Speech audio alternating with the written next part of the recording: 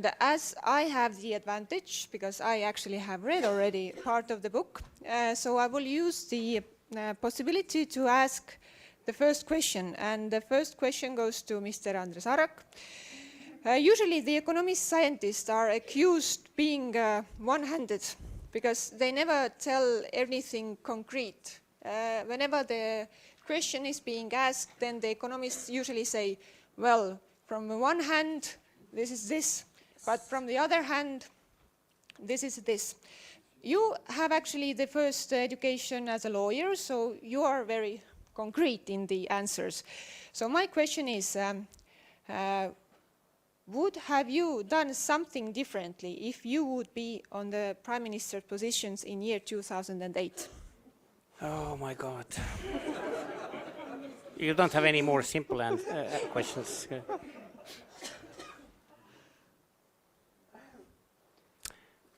I think Estonia did correct things, although we picked up this austerity versus putting more money into the economy.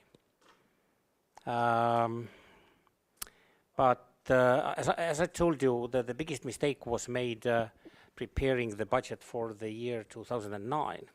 And I mean, what happened after, it was really a miracle.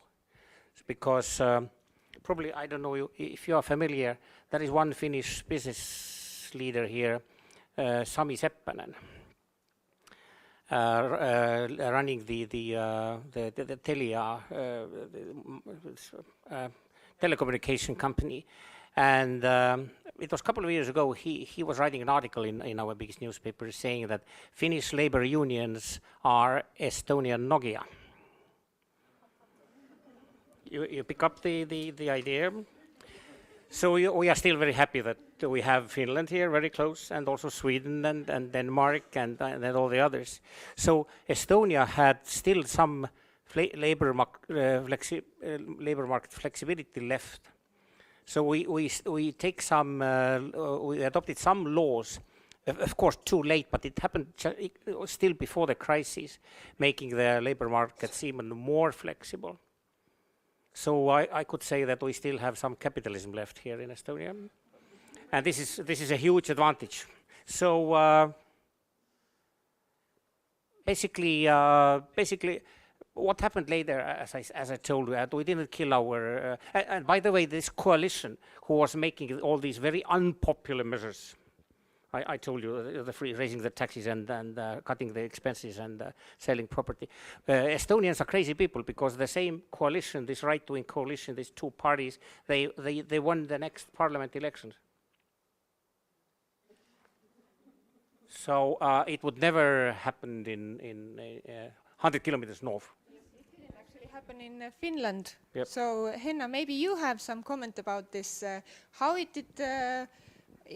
was it possible that actually Jyrki Katainen, who was Minister of Finance for the Vanhanen coalition, he actually won the elections in 2011? Yes, that's true. Jyrki Katainen was the finance minister, and actually Financial Times chose him to be the best finance minister. Wasn't that the case? So I think that's one of the things. He did his work responsibly and well. And the voters, our voters, Kokoomus voters, are for responsible politics. And also we are pro-European, we are pro-EU. So I guess in that sense, we sort of appreciated his work, although it was of course difficult, and the whole time leading to the March 2011 elections was really exceptional because of the euro crisis, because of the bailouts, and that's how the populist rose and actually became the third biggest party, and leaving the center party as fourth. Now, why did Prime Minister, then the previous Prime Minister, actually Kiviniemi, because it has shifted from Vanhanen to Kiviniemi, why did the center party did so badly? I think maybe because the core central party voter is quite Eurosceptic, and they of course weren't happy with having their own party leader and prime minister agreeing to all these European bailouts, etc. So those more Eurosceptic center voters, I think they just went to vote for True Finns, or the Finns party now. And those maybe the more liberal pro-Europeans center voters stayed with that party. But those who were fed up with paying the bills for the Southern Europeans voted for the True Finns. So I guess that explains the fact why the Centre Party, which is sort of maybe not skeptic, but critical party, fell down. And Jyrki Katainen was, I think sort of in the elections the situation polarized. There were those Euro-criticals and then those pro-Europeans. And the pro-Europeans voted for Jyrki, for us, and those Eurosceptics critical voted for the True Finns. So I guess that's sort of the general idea. Yeah. Tunne, maybe can you explain, did actually the economic downturn cause a political crisis in the European level? Bringing just the example from Finland, where the True Finns gained a lot of popularity. Yes, this is going to continue, and I think next spring will be very interesting. Everybody is not looking forward, but being afraid that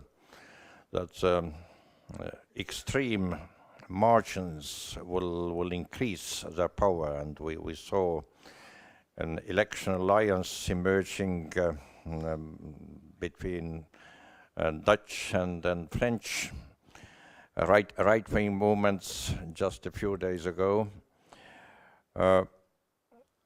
It is a very serious problem, because if you think in practical terms, you need to conduct structural reforms. There's no other way to ignore this process. You need to raise competitiveness, innovation, boost innovation, and having the rainbow coalitions, it's very, very difficult to achieve this.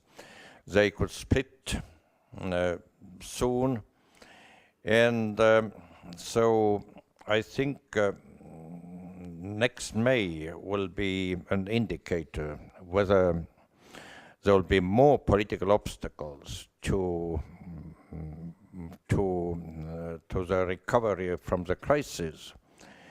And I have also one question to Henna, because you mentioned that Finland needs more structural reforms. Could you explain what kind of reforms you just now need? And is there still political agreement that these reforms should be conducted, or is the present government just obstacled in doing this? Okay, I have detailed list somewhere here, but let's forget about it. Yes, there is, like I mentioned, there is this agreement about this reform package, but I don't know, maybe you are better informed. But it's the content and what will be agreed upon is still a bit vague. They want to, the government wants to save 2 billion euros from the public sector by merging municipalities, by lessening their tasks, etc. And there are other tasks as well, other propositions to prolong the working careers, to increase the retirement age, etc. But like I mentioned, the Left Alliance and also the Social Democrats are having hard time agreeing to this, but this is stuff that these are decisions that we need. We need to have municipalities that are more efficient, less administration, more concentration on quality of services, and yeah, that's one thing that the patient should in the future. That's one of the proposals. Have more freedom of choosing how they want to have their services done. Maybe from the private sector as well. And I think the whole Finnish system is way too rigid. It's still very too much sort of publicly produced, service oriented. And we have a lot to learn from other countries. And also, it's not part of this this reform, but the labor market reform is something we desperately need. And also the social security system definitely needs to be simplified. But for instance, with this labor reform, Estonia is somewhere we should definitely look at and as an example. Thank you very much. Maybe there's a question from the audience. Yes, please. Yes.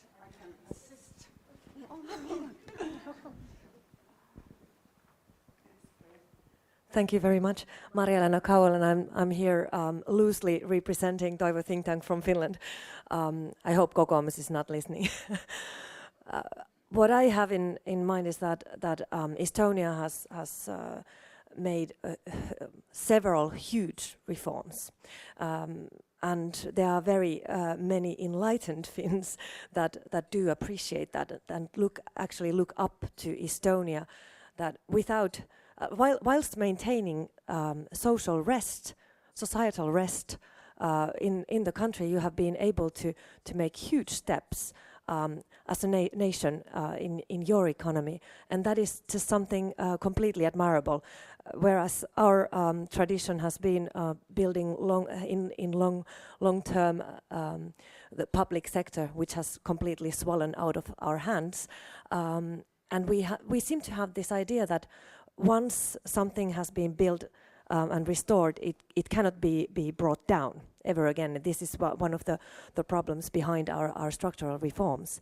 And now I thought I'd ask a politically totally incorrect question.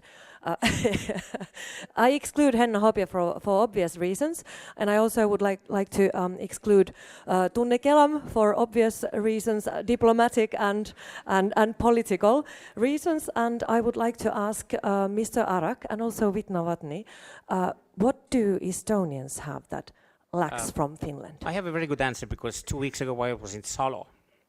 And everybody knows there are the 50,000 people and 6,000 unemployed and 600 Estonians living there. And the same question was raised, and I gave the very simple answer. In the beginning of the 90s, Estonia was like a clean sheet of paper, empty. And now you have a pen. And now you can write everything on both sides of this sheet of paper. And we were writing flat tax, we were writing currency board, we were writing zero tax on reinvested profit, and lots of other things. Finland is write a thick book like this already. This is full. This is the difference, and this is the answer as well. With lots of useless pages. Just as a complete outsider, my perception is that Estonia has had a advantage of a huge generational change, because with the fall of the Soviet Union, suddenly the whole generation of political leaders was completely gone, and it was replaced by these youngsters in their 20s and 30s who really, I agree, started rewriting the rules of the game. And I think that energy and enthusiasm and a new vision, I think it shows in Estonia. That's my perception. Can I just comment quickly? Just a quick comment. This is also sort of true in the matters of, for instance, security policy. We have we have my publication somewhere on EU-NATO relations, that you have been able, after the Soviet era, you have been able to sort of do what you want and go boldly where you want to go. Sort of Finland has been left in this limbo situation. We're still sort of suffering from this Finlandisierung, sort of keeping Russia happy. You don't care. You do what you want, and that's really admirable. No, man, you're an independent nation, and you can do what you want to do, and you can totally reform your economy. You can totally reform your security, foreign policy. You can do what you want to do. But we have somehow Finland has been sort of left in this limbo. We don't know what to do, and that's a real shame. And I think there's a lot for us to learn from Estonia from here. From the vegetarian but diet. Speaking about EU and NATO relations, this reminds me of Ari Vatanen, who made a very significant contribution in the form of European Parliament's resolution. Well, I must add that Estonians are very much looking up to Finland when it comes to the administrative reform, because this is something that has been discussed in Estonia for a decade already, but nothing has happened. But we have, yes? one question more. One bonus question, and this is even more politically incorrect. Given the incredible political and economic performance that Estonia has proved during the last decade, don't you think you would deserve to lead the next Commission? We would follow you. I didn't say this officially.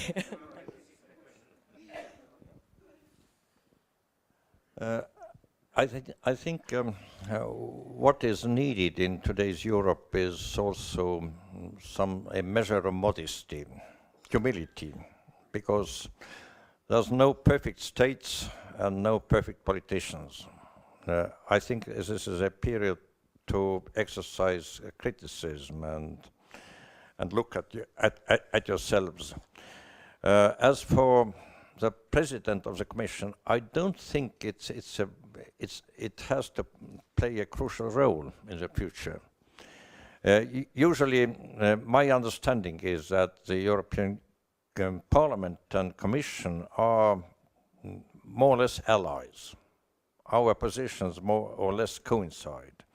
The trouble is with the Council, because Council can't agree.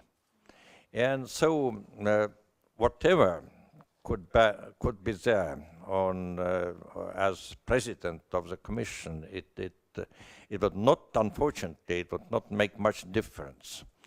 Therefore, I think it's not very wise for Estonia to become candidate so soon to this position. Just adding a little, if I may.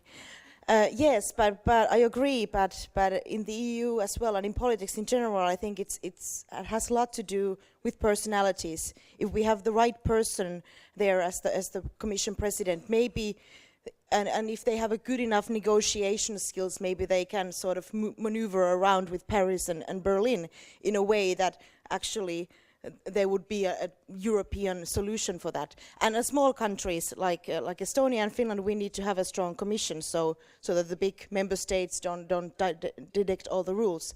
And if there won't be a Estonian candidate for a commission president, then maybe you can support the Finnish one. You never know. Always. Just a small comment. Governments in Europe, in welfare countries, have paid with credit card already for decades, because everybody knows that today there are 2 working people and 1 retiree already in lots of countries in Europe and also in Estonia. Tomorrow will be 1 to 1. These welfare models are born in decades when there was 5 or 4 per 1 retiree. So there is no way to finance these welfare models anymore. So my question is, I don't know, are people in Europe, can't they understand in their mind that they have drastically to cut their welfare? I'm not sure. Viit-Novatni, you have a answer to that question, I guess. Yeah, it's working. Yeah, I don't think so, no. And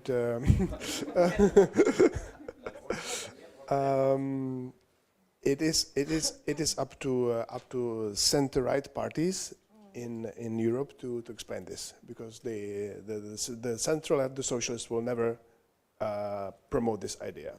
They will defend the status quo concerning pensions, concerning other things as well. So it is up to us in a way. If we're not everyone here is center-right, but up to the European People's Party and its member parties to really make sure that this is our message for May 2014 and beyond. I actually believe that voters can get inspired by somebody who has a vision, who sees the bigger picture, who does not focus on maintaining the status quo and thereby continuing stagnation. I believe that voters can believe an inspired vision which requires sacrifice. So I think it's up to the center-right in Europe. Yeah, I totally agree. I don't think we have the money or resources in the future to have the same kind of welfare system or state that we have now, for instance, in Nordic countries. But it doesn't mean that we couldn't have prosperous lives and good services. We just have to reform the system. We have to think it anew. What can individuals do? What can businesses do? What can maybe NGOs do? That the state, the public body doesn't have to be responsible, and it always doesn't have to go the way by taxes and all that. So we just have to have a bit of new kind of thinking and have more people taking more responsibility of themselves, of their families, of their communities, and not always expect the state to do everything for them. So we have to change our thinking. It seems like a very, very problematic process. Yes. Yes, this is one of the most serious challenges because I would call it dependency on welfare or public support. And the same is true about European funds. We had a first discussion last year. I think that Estonia should prepare itself for the times when we don't apply, we are not entitled to have this support we have been used to during the past 10 years, because our budget's income is planned almost entirely from the European money. And this is preparing for self-sufficiency, which is so difficult to do in today's Europe. Maybe Estonians are looking as their model toward Germany or France, thinking about the pensions. Maybe it should be vice versa, that wealthy European countries should try to set Estonian pensions as their future model. It would be more realistic. But I think the critical limit has been achieved where, as is said, the number of those who vote at the elections for more money exceeds the number of those who really work for more money. And if this is true, then it would be a real obstacle to any serious reform or cutting the expenditure. Thank you. The question. Yes, thank you. I'm Marianne Kellum. I'm from the infamous Viimsi Vald, where we're having a big power struggle. But my question concerns the future and how we've come to where we've come. So much of our thinking is really determined by what we see in mass media and what we hear in television, on the internet, and whatever else. And that is so totally dominated by not only frivolous, cheap, fluffy things, but also a very definite left-wing bent. And also, I think there's a role in media in creating this greed and this desire for more things. Where do people get these ideas they see on television? The fancy cars, all of the luxury goods. I want it too, and I want it now, and there's no concept anymore of saving or whatever. I'm very, very concerned with what's happening in America. Some people are saying America's strong enough to survive and will bounce back. I'm not so sure. We have 3 more years of this current administration, and it's very, very depressing, especially when you look at the new mayor of New York, who is a great fan of the Nicaraguan Sandinistas, and comes from that kind of background. The biggest city in America, run by a very left-wing person now. I would just like to have any comments on the role of media in developing people's thinking, how the media has replaced other structures in society that we used to have, schools and churches, that would develop people's thinking and their desires and hopes for the future. Thank you. Thank you for the question. Mr. Arrak, you have been selected as a Person of the Year by the Postimees, so maybe you have the best answer to that.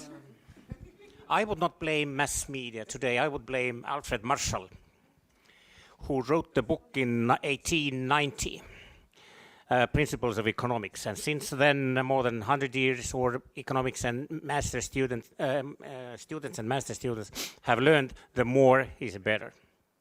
More consumption is better than less consumption.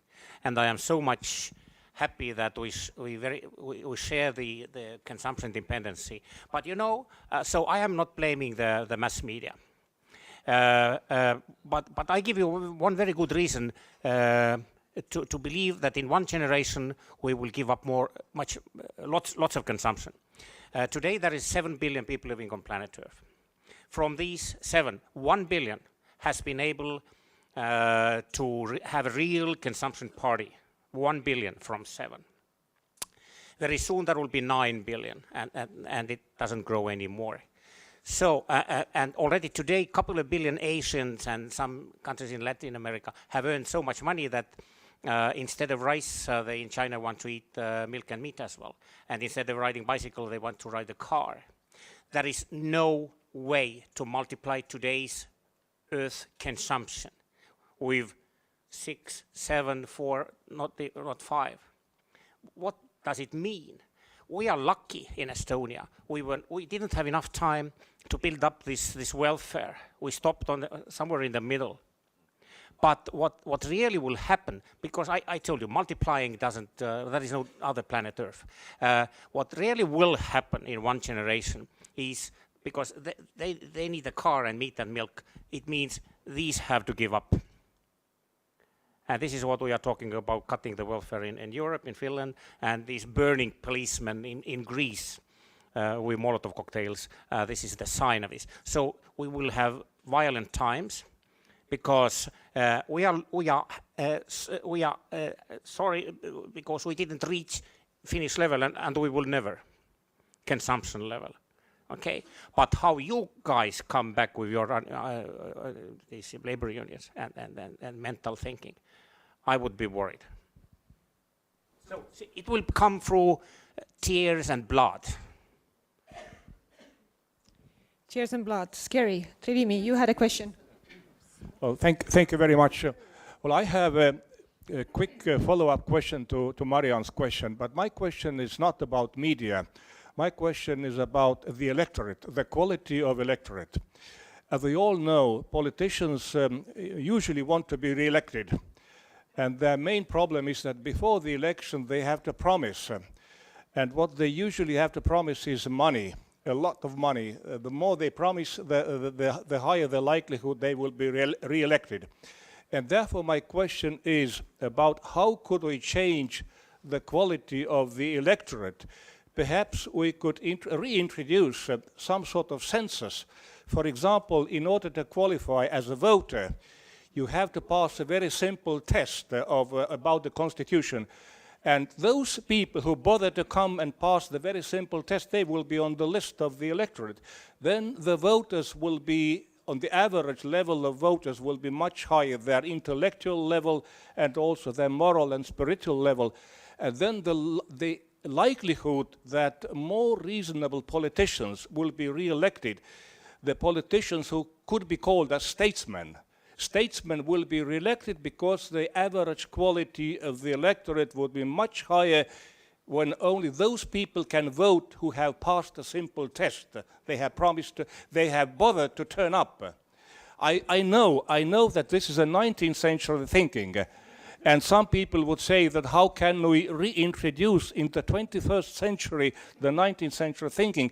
But I think that, because I agree with Andres Arrak about the future, and therefore, in order to avoid the worst scenario, perhaps we should start a discussion, the debate in Estonia and other European countries about reintroducing some sort of census for electorate so that we would get reasonable electorate. Thank you very much. Who would like to answer and take it as a next platform for the elections? Yeah, just a comment. Yeah, I don't know, reasonable and smart electorate or reasonable and smart politicians.